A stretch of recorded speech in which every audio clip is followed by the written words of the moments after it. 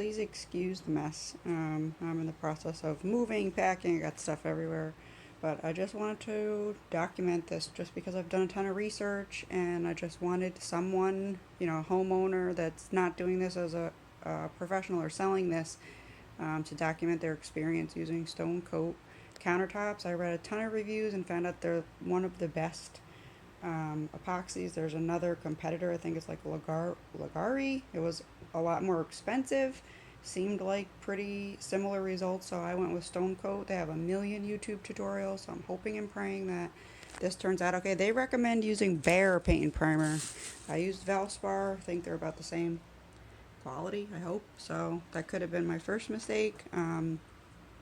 I used MDF, so 3/4 MDF. I went to Lowe's and asked them to cut it for me. So I'm making a custom island. I basically took a sink base cabinet unfinished from Lowe's, and I got it from the scratch and dent section, so like 50% off because it was a little tiny dent in the back. I was going to cover it with beadboard anyway, so I actually ended up covering it with beadboard, priming it, painting it, and now this is the countertop that I'm going to put on top of the island.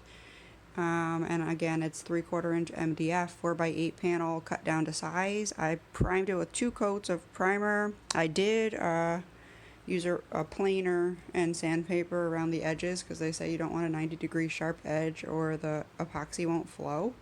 So I did also use 220 grit sandpaper in between these 2 coats of paint and primer. I just used satin ultra pure white because it was off the shelf. I probably, like, now that I've watched a few YouTube tutorials, I probably should have gotten like an off-white, but I'm gonna do the best that I can. So I actually went to Michael's and got these epoxy dyes. It's a 4-pack. It comes with silver, gold, black, and white, and it's opaque. And then I have black spray paint, and I actually make soap for fun. So I have titanium dioxide, I have this black iron oxide, I have this snowflake sparkles. This is all from Nurture Soap and Mad Micas. And I have like super sparkles, and I have a neutral gray mica. So I've read that you can add micas. I've seen people do it. So I think I'm going to give that a shot. And then I just have 91% rubbing alcohol in a spray bottle that I bought from Home Depot with some of the, I mix snowflake and super sparkles together. They're both from Nurture Soap. They're from like last year, so I don't even know if they still continue those, but it was cheaper than getting the stuff through Stone Coat. No offense to Stone Coat. I'm just on a budget, so I'm trying to save money where I can, and I might pay for this by not using their products. And I actually had the Stone Coat countertop stuff in my cart on their website, and I ended up not getting it because they do have it on Amazon. I figure I pay $100 for Amazon Prime, I might as well take advantage of that free 2-day shipping. So if this goes well, I'm planning on doing this. I just bought a new house, and I'm planning on doing this to the laminate countertops that are in the new house right now. Eventually, obviously, I'd like to have granite or something, but I have a ton of projects that I have to do in this new house. I have to put in new flooring, I have to paint every room, I have some demo work that I've got to do for open floor plan, so I've got a lot of work. So this is just hopefully going to get me through a couple of years until I can invest in better countertops. And this is, obviously a matter of preference. Some people like to buy turnkey. I wanted the DIY projects. I enjoy them. And then obviously they do recommend that you use a paddle bit to mix this up. So I'm going to get going and let you guys know how I make out. One thing I forgot to mention is that I prepped the hell out of this room. So obviously epoxy will damage things if it gets on wood, furniture. It's hard to get off. So I have 2 layers of 7mm plastic sheeting. I have huge contractor garbage bags all over the whole floor underneath of it, and then I have a layer of you can kind of see it over there, but I have cardboard underneath of that, and I use tons of old newspapers, and I taped it down, just made sure there's absolutely no way that it's going to get through multiple layers. And I know this might seem excessive, but I've seen some horror stories where people didn't do a good job prepping and then they ruined other items in their house. And you can't really do this outside because everything sticks to it. Bugs, dust, feathers, all kinds of stuff, leaves. So they said you want to do it with no fans running inside the house, and definitely on a day that's in between, I think they said like 65 and 75 degrees, so I have to do it today because it's July. The weather has been unbearable, and luckily for me, 4th of July weekend ended up being cold and kind of crappy.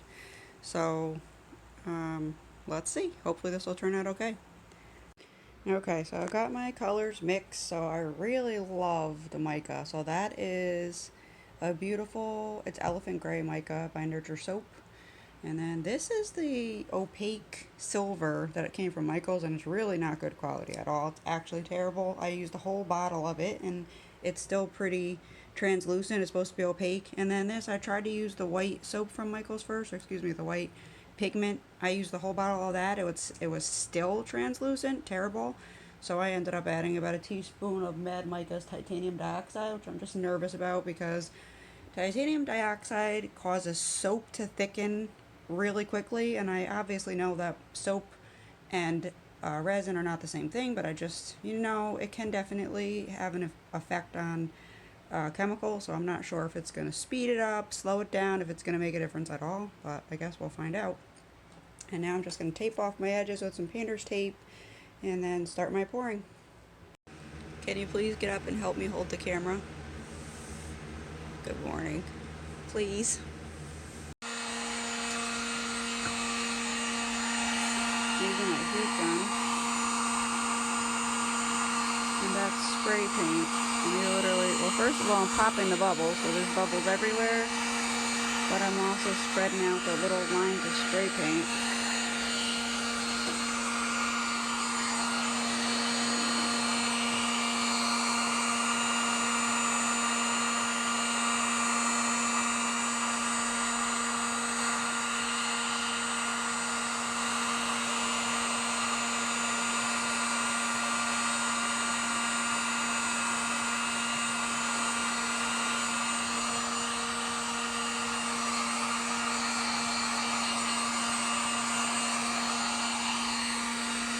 I like it so far. I went a little too heavy with the gray, but you live and you learn. It's my first time. So it's done.